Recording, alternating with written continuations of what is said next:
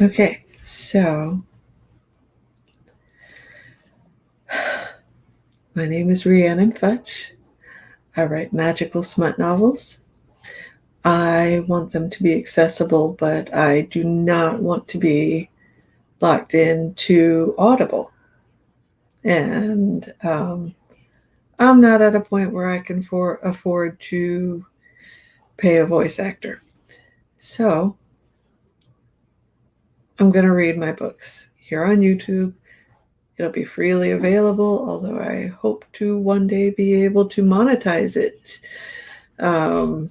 because that'd be nice. And it would certainly help with things. Um, all right, gonna have to cut that off. Hi, I'm Rhiannon Futch. I write magical smut novels, and I want them to be accessible without having to become indebted to Audible or to a voice actor, because I think the voice actors should be paid, but I can't afford them right now. So, that being said, I'm going to read my book so that it will be accessible and available. The book is A Vampire's Fate. It's in the Chronicles of Fate's Vampire series. This is book 1. And here we go. Prologue, 1833. Gretchen scans the crowd at the market. She knows her husband is deep in debt again, but sometimes the creditors will pass her by without harassment if she has Charles and his friend Devin with her.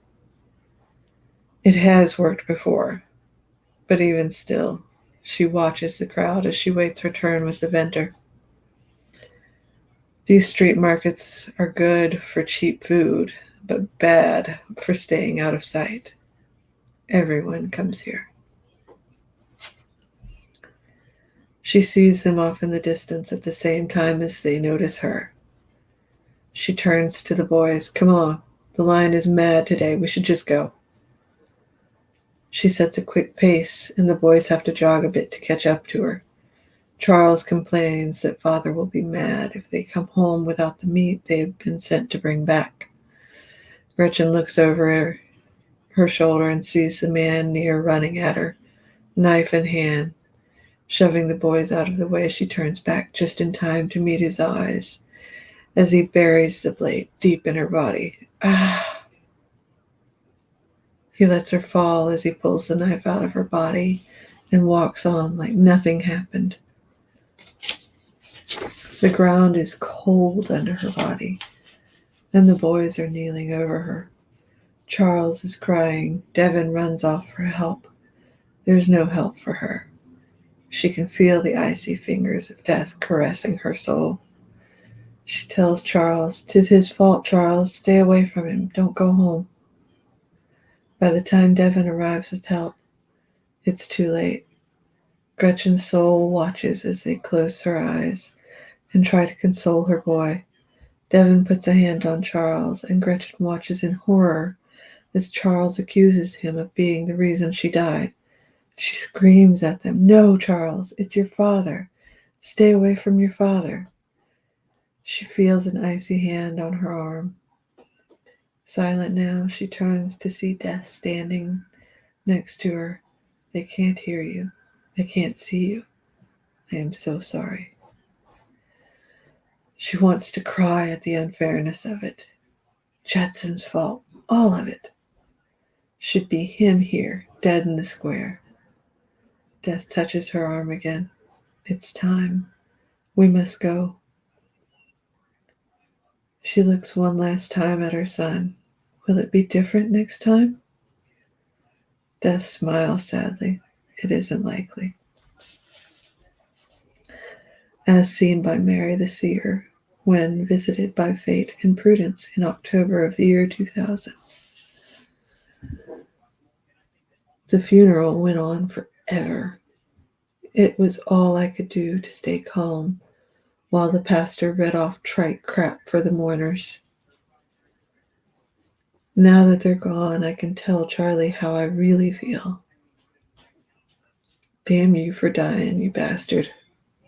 I know your mom would say I shouldn't talk ill of the dead. But who gives a rat's ass what she thinks today? Not me. How could you leave me like this? We're supposed to grow old together, you fucker. I'm only 40. That is not old. You weren't old either. 41 is not old, and you should still be here with me. I shove my knuckle in my mouth to stop the sob that wants to break free. How could you leave me like this, Charlie? Fuck you for eating all that crap while I begged you to eat better. Fuck you for refusing to exercise. Fuck you for ignoring me and the doctor. How do I live without you, asshole? Answer me that. How the fuck am I supposed to go on without you in my life? The tears flow from my eyes and I let them go unchecked. Who's going to say anything to the widow about her makeup running down her face? Nobody with a brain in their head. Prudence would slap them silly. I glance over at Prudence, waiting with our friends by the limo. They all look worried about me. I guess I can't blame them. I would worry about them if they were standing by a dead husband's grave, telling him off and crying. My black dress hides the tears that fall on it, mostly. Someone told me I look too Morticia in this dress today. I told them to go fuck themselves, right as Prudence hauled them off for a talk. My sister really is the best in so many ways. As for the dress, it is Charlie's favorite. I probably won't wear it again after today since he won't be there to whistle at me and say crude things. Fuck you for leaving me, Charlie. You were supposed to stick around and keep me from being alone. That was your whole damn job. I have to go now. There are assholes waiting to gather in our house and eat food. I'll come see you real soon. It takes a few more minutes for me to leave him there in the ground. I eventually muster up the willpower to turn myself away from his grave and walk toward my friends. This reception blows. His parents have made it all about them. And that would be fine, except everyone feels bad for me now. And they all feel the need to come talk about it. I don't want to talk about it. I don't want to talk. I want them all to go away and leave me to wallow in my misery. Natasha, Memory, and Prudence have been great about steering people away from me, but more just take their place. Prudence wanders back over. Charlie's boss, Steve, now steered over to and talking with 3 other co-workers. She asks me if I'm okay. I laugh and am shocked at the harsh sound that comes from my mouth. Serious now, I tell her. No, I'm not okay. I hate having all these damn people here in my house, and his parents haven't been here in years till today, but they are acting like it's their place. I just want to chill out, maybe get really drunk. I can't deal with these people. Prudence nods, her lips compressed into a thin line. Then they are all going to leave. Go hide in your bedroom, sis. Lock the damn door. With that, she marches off to battle, collecting Natasha and Memory on the way. I make my way through the house to our bedroom, stepping into the blissful silence. I shut and lock the door behind me. I don't even make it to the bed to sit down before I hear my mother-in-law, Jackie, at the door. It sounds like she is angry about having her petty show disrupted. I don't care. I strip off the funeral clothing, laying the dress he loved so carefully over a chair. Stepping into the closet, I grab some sweats and a tea. I need the comfort right now. Jackie has moved away from the door. It sounds like they sent Natasha to fetch her. Sorry. Sweats on. I pull the tea over my head. Jackie tried to corner me earlier and feed me some line about Charlie wanting them to have the house. Right after she did that, I emailed our lawyer, Benjamin. He sent back that Charlie had warned him about them when we were doing our wills. He also mentioned that Charlie had made sure his parents could take nothing from me. Charlie had been visiting with Benjamin every 6 months to keep his will up to date, and he made videos for me. I can't watch those today, but I will. Soon. I lay on his side of the bed so I can smell him. How could he be gone? I hear a knock at my door and Memory says, "It's safe now. You can come out. We're making drinks." I tell her I will be right out, and I bury my face in his pillow one more time. A last deep inhale before I get up and go join them. Chapter 2.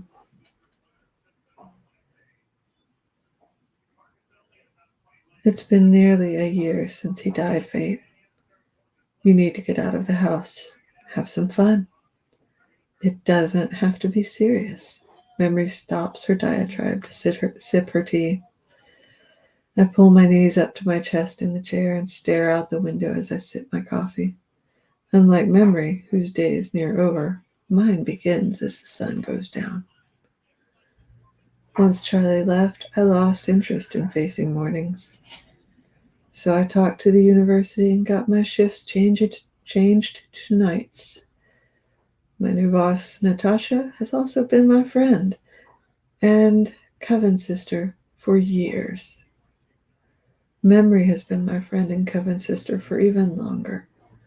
Right now, I am sick of both of them. They mean well, but I can't go through losing someone I love again, especially when it was so preventable.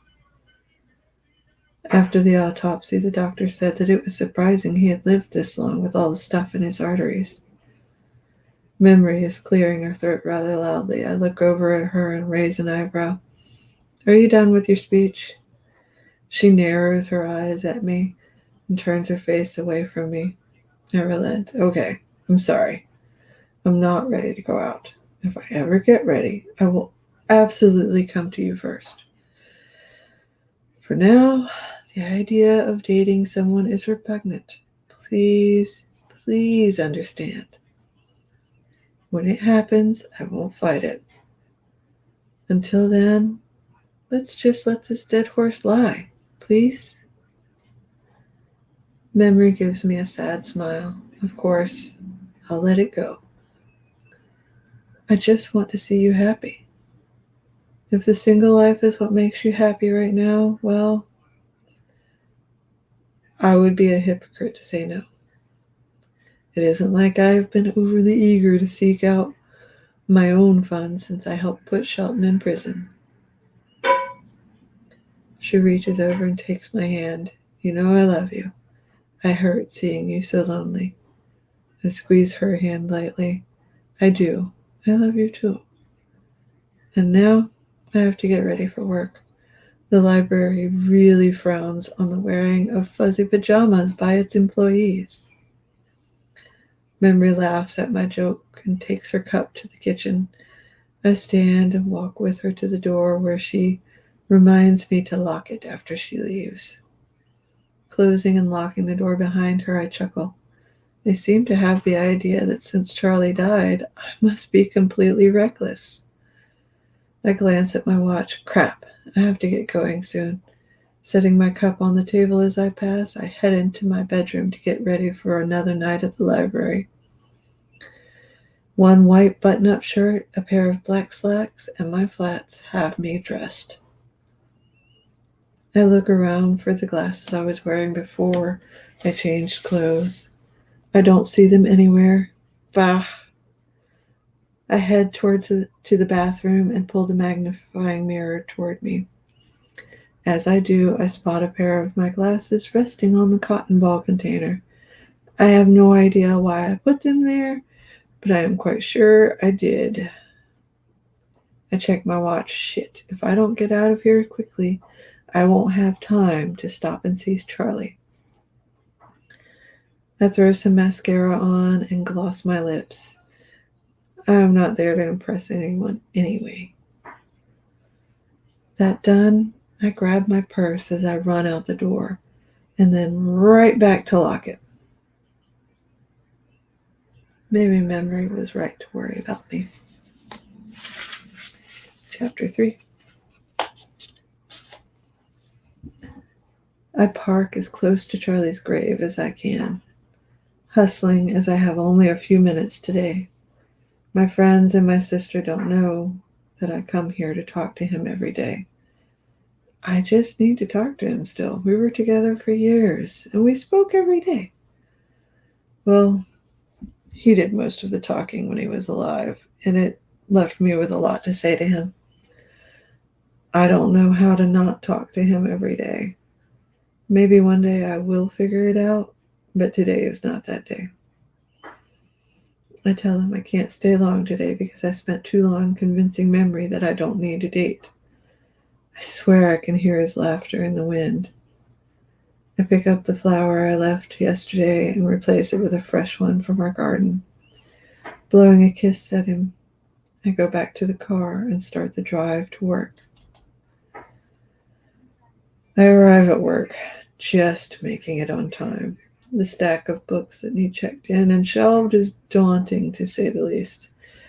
I jump right into it as it makes the night fly when I stay busy. Natasha comes in looking gorgeous as always. She has this glorious hourglass figure that she accents well with form-fitting skirts in inky colors and jewel-toned shirts.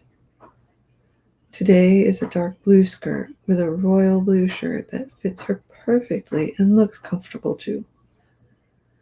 I do not envy her nude bumps. Those things are not for me.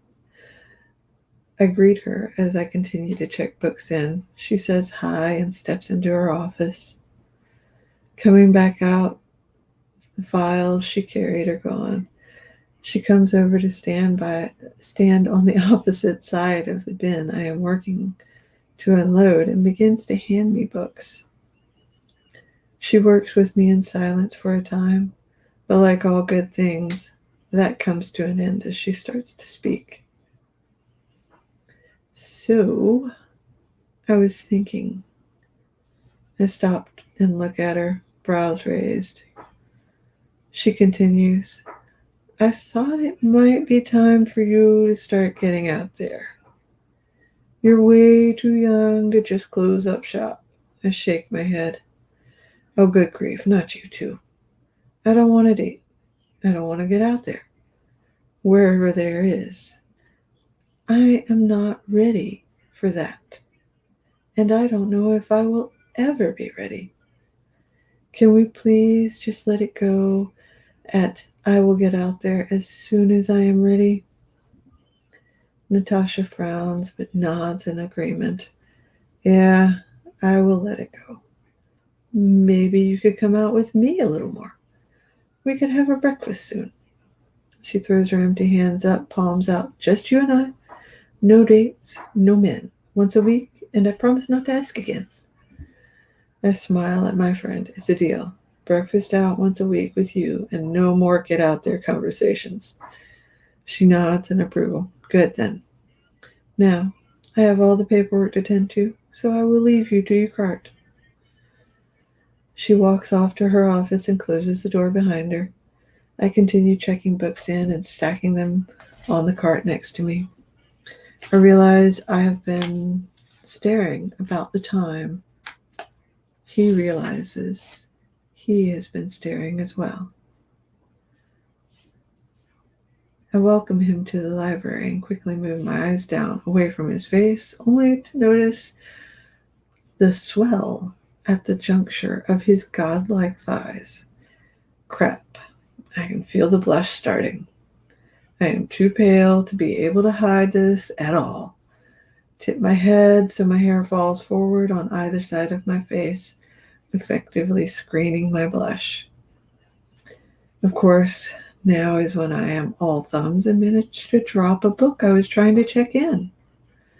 I kneel down to pick it up, and as I straighten, I realize he is standing just in front of my section of the help desk. Damn it. Now I have to help him. Oh, good. Looks like he is blushing too. Hi. What can I help you with this evening? I ask, putting aside the book I just fetched from the floor. Hi, I am Devin. And you are?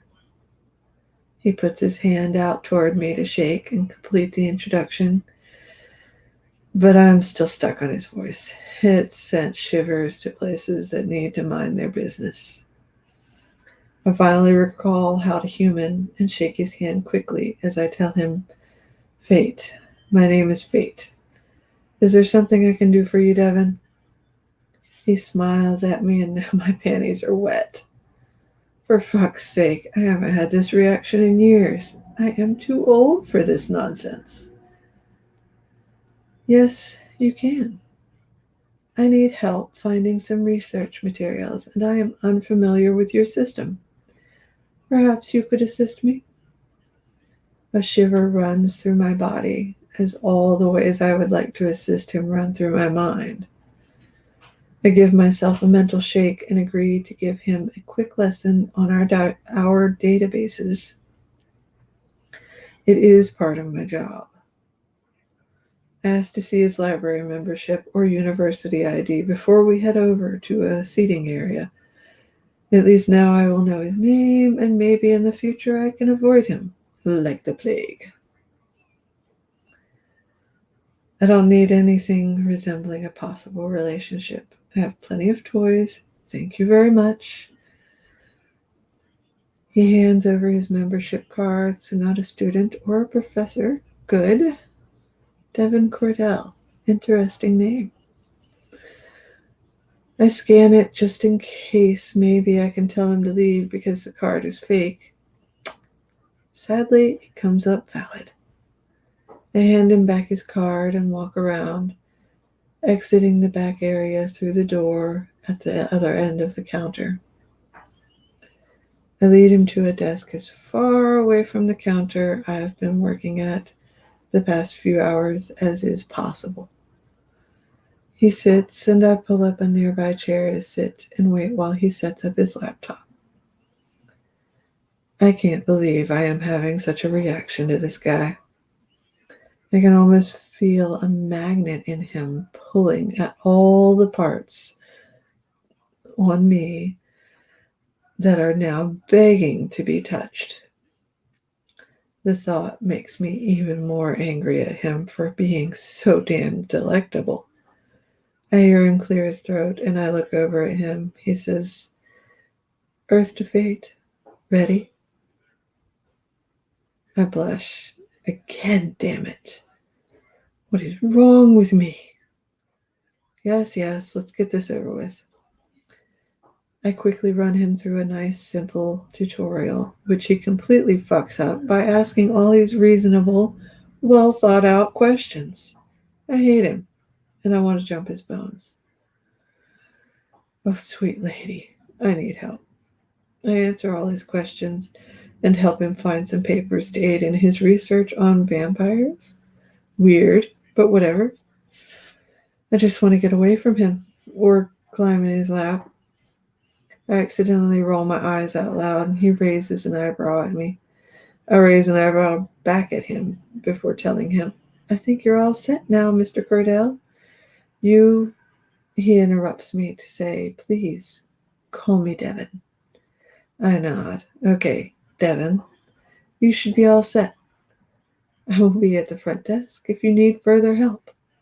I stand, grabbing my chair and sliding it back to where it belongs before I all but run back to the front desk.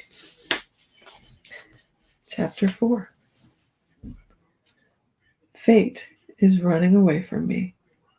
I wonder how many other people can say their fate ran away from them. I am so glad she doesn't seem to have noticed that nothing in my pants is behaving. Now that she is gone, I shift to ease some of the pressure in there. Her name is perfect for her. Does she like her name? Will she still love me? Will she choose to walk away from the bond we have? What do I do if she does? I have to talk to Billy. I know she and I are meant for each other. If Charles tries to kill her again, I don't think I can stop myself from killing him. What if all the old tales are true? What if I kill my maker and that kills me too? I would leave her alone to suffer like I have every time she was taken from me. I open a chat window in my computer and send a message to Billy. Hopefully, he is available wherever he is. Billy, I found her. She is here in North Carolina. Charles has shown up within days every time I find her. I can't lose her again. Please come help me protect her. I keep telling you, it's your emotions that gives it away to him. We'll try to rouse the twins. It will be a bit before I can get there. I'm right in the middle of a situation here. Be there as soon as I can. Where are the twins at these days? I haven't heard from anyone recently. That's because you go into fucking hiding every month and it's a goddamn beast trying to get in touch. Stop changing your fucking number, asshole. Sure thing. See you soon. Keep in touch then. I will.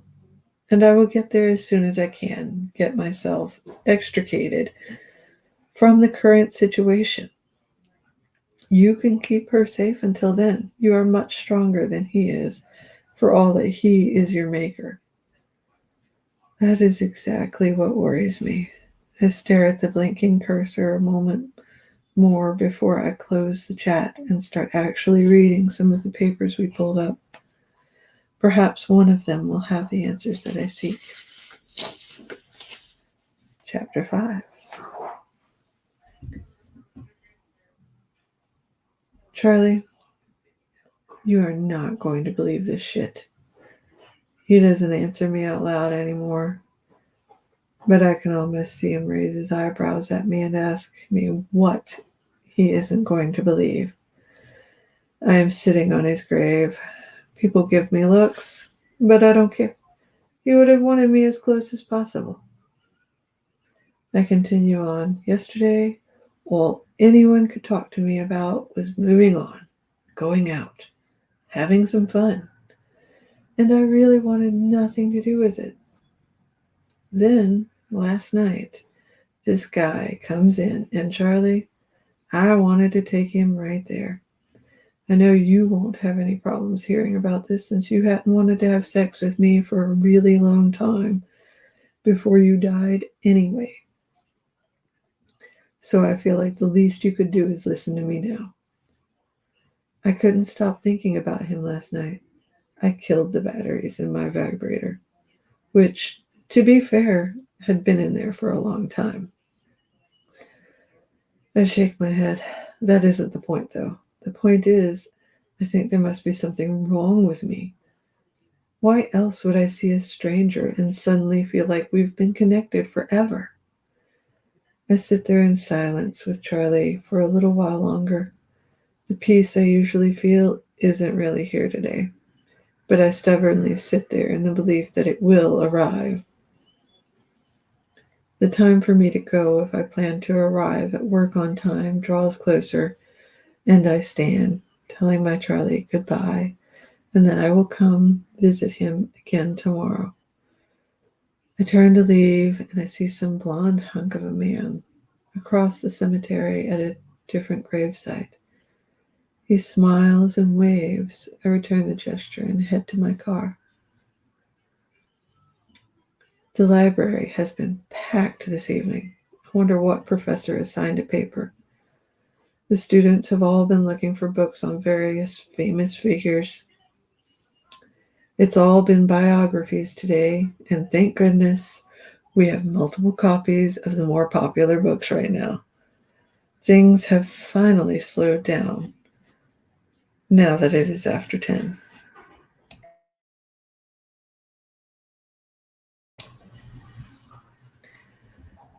I am behind on the reshelving, so I grab a cart and start to check in books.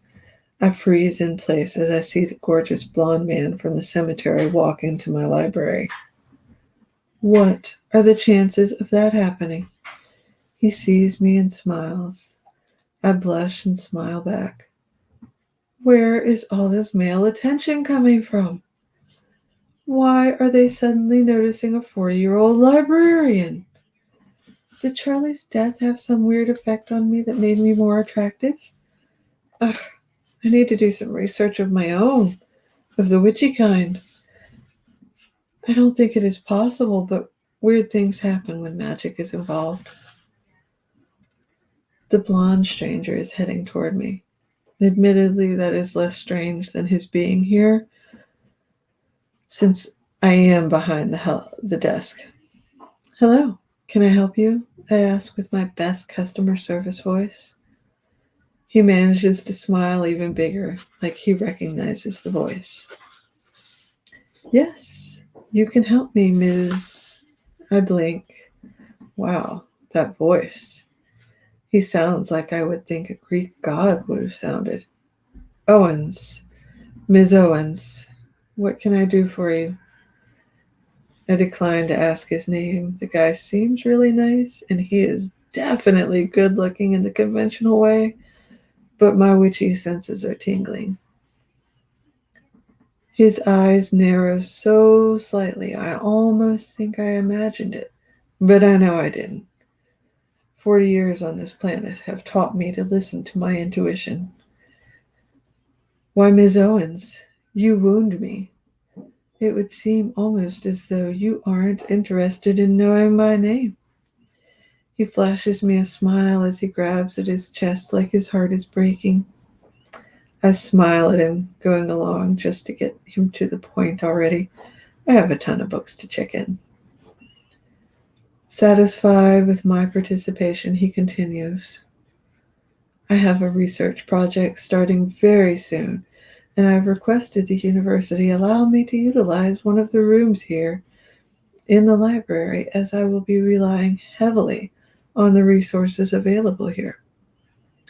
They have granted me a room. He waves toward the back where there are some locked rooms made available for visiting researchers. Back there. Sadly, my assistant has just taken an extended leave of absence. Now I have no help. Would it be possible to enlist your aid when you are not otherwise occupied? The balls on this guy. I managed to keep a smile pasted on my face, but barely. I'm sorry, I am not available for research projects. However, if you speak to the university, I am sure they will be happy to assist you with an intern or two. Touche, Ballsy. He frowns, bringing a hand to his chin with the other crossed in front of him to cup his elbow. Tapping his chin with a finger, he seems to be thinking, I have my doubts. That might work. But I really would prefer someone more mature like yourself. I really dislike the chatter of children. Closing my eyes in frustration, I take a deep, calming breath. He smells nice, at least. Well, we have students of all ages here, so you should have no problems there. Just be sure to make your requirements clear to the university. They will help you however possible, I am sure. Now, if you don't need me to pull up a paper or place a book request, I haven't even seen your ID, and I don't have time to waste on people that aren't patrons of the library. I let the sentence drift off and look toward the door, hoping he will take a hint. No such luck. He actually leans on the counter. Perhaps he reaches across the counter and takes my hand. I am so amazed at the audacity. I just stand there to see where he is taking this. I could request you specifically from the university. I've made sizable donations. They might be willing to accommodate my wishes in this matter. They are printing my ID card right now. He starts rubbing my hand with his thumb, and I snatch it out of his. No. As a matter of fact, they will not be accommodating you in this because I said no. N-O. Now, as I said before, I have work to do. I think you should leave and go work on getting that ID because without, you don't belong in the building. Have a nice day. His smile slipped while I spoke, and his face grew darker as I neared the end of my little set down. He straightens and slams his hands down on the counter. Now you listen to me, Ms. Owens. His voice rises with each word, and I hear the click of Natasha's door opening. She steps out. Suddenly, he is all charm and smiles again. Natasha has way too much fire in her not to feel the current in the air as she glides over, exuding authority. Are you having a problem with this gentleman, Fate? I nod. Yes, he seems to have lost his way to the exit. He is very confused. Natasha looks at him in that cold way she has perfected. Well, good sir, you are in luck. The door is just over there. She points at the door to the left of our desk area. And we look forward to seeing you again when you are not feeling so very confused as to how to treat our staff. Have a nice rest of your evening, sir. She smiles and extends her arm toward the door in a guiding motion. His face is dark again, but controlled this time as he says, "Thank you, ladies. I look forward to seeing you again as I work on my project. Have a nice evening." His smile is that of an ego-driven jerk. Sure, he will win us over. We watch in silence as he leaves the library. Once the door is closed completely behind him, I turn to Natasha. Thank you for having my back. That guy just feels wrong. He sets all my witchy senses off, and he wanted me to be his research assistant. Yuck. No. If he does request me through the university, tell them I will quit before I work with him.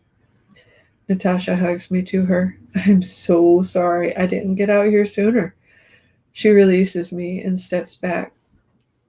I was knee-deep in paperwork, and I wasn't paying attention until he made that loud noise. What was he doing? I described the whole incident to her, and she shakes her head. What a jerk. Yeah. I will talk to the university chairs myself and make sure they do not assign any women to aid him. Ridiculous behavior. Do you want me to stay out here in case he comes back? I think about it, looking toward the door. What if that dark guy comes back? I could use her presence to keep my hands off of him. No, just maybe leave your door open so you can hear the sounds out here better. Natasha starts toward her office. Sure thing, love. And I will be paying attention too.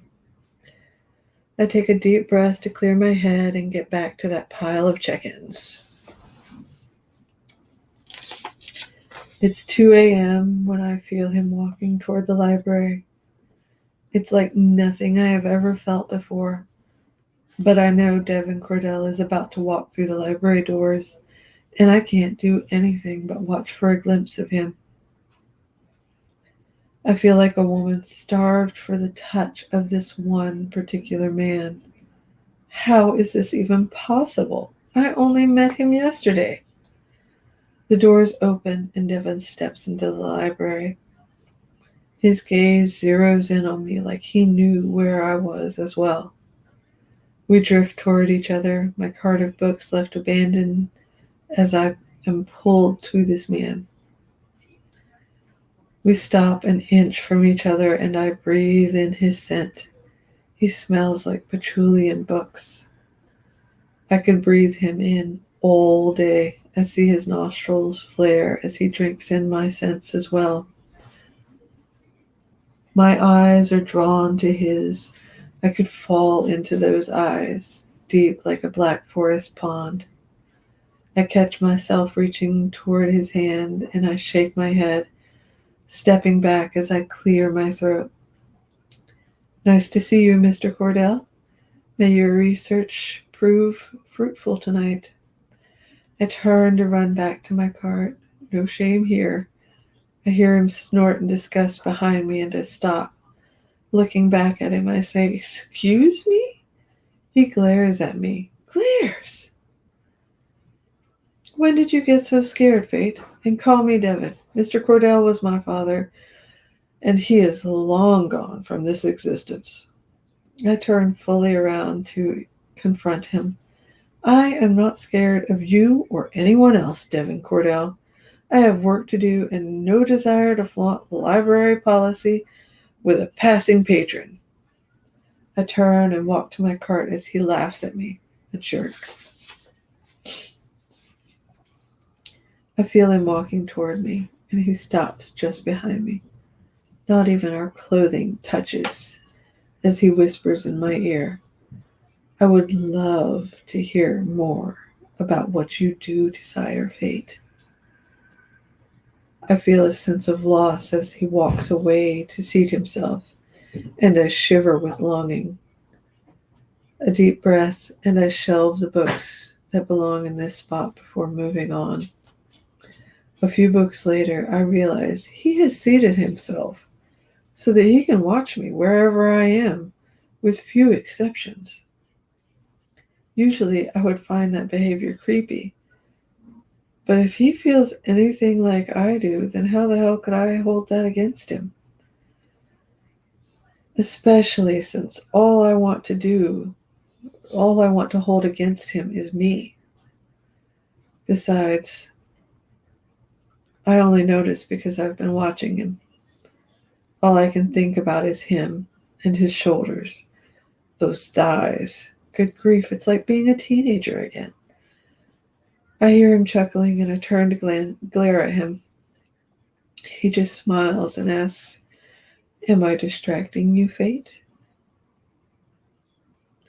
His voice makes my knees weak, but he will not know that. No, you are not distracting me, Devin. You are disturbing me in my work. You should get to yours.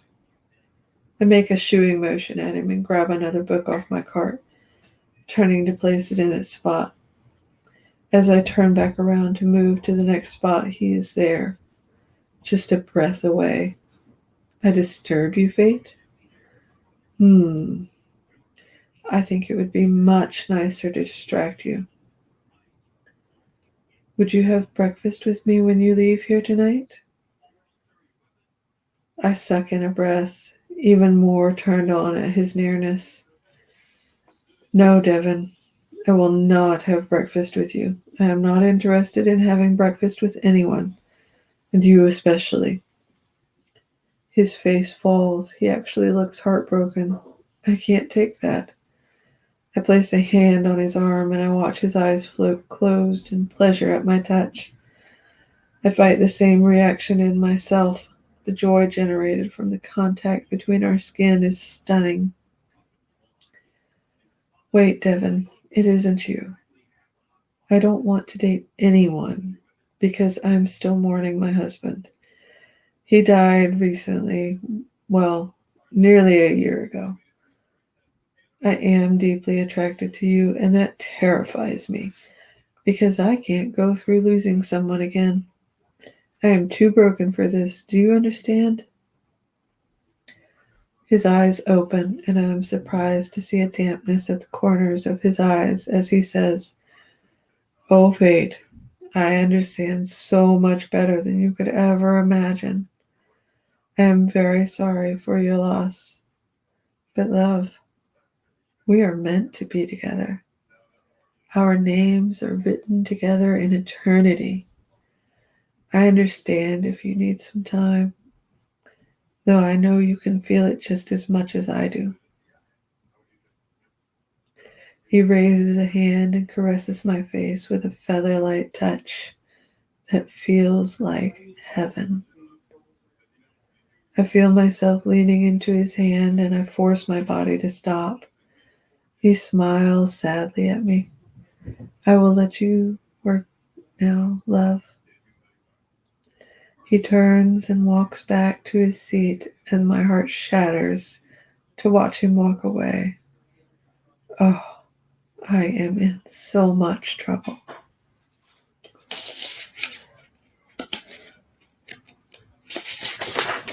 Okay, that was the end of chapter 5.